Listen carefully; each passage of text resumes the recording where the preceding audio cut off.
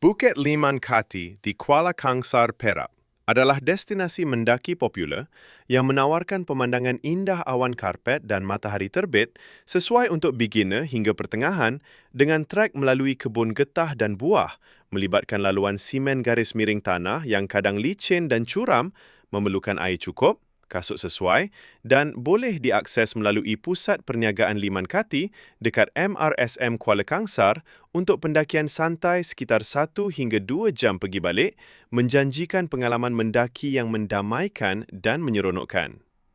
Untuk mula mendaki, cari titik mula di Pusat Perniagaan Liman Kati berhadapan MRSM Kuala Kangsar. Ikut laluan denai kebun, anda akan jumpa simpang. Ikut simpang kanan untuk ke puncak.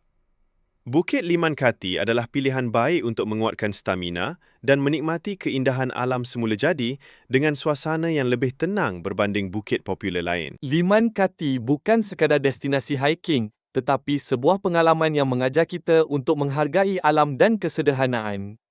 Jika anda mencari ketenangan dan cabaran, inilah tempatnya. Setibanya di puncak, segala penat lelah terbayar. Pemandangan indah kawasan sekitar Liman Kati terbentang luas, memberikan kepuasan yang sukar digambarkan dengan kata-kata.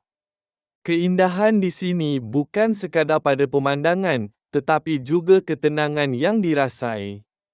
Ia menjadi tempat untuk melepaskan tekanan, mendekatkan diri dengan alam, dan menghargai ciptaan Tuhan.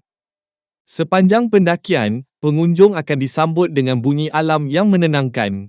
Udara yang segar, pokok-pokok tinggi, serta laluan semula jadi menjadikan setiap langkah satu pengalaman yang mengujakan.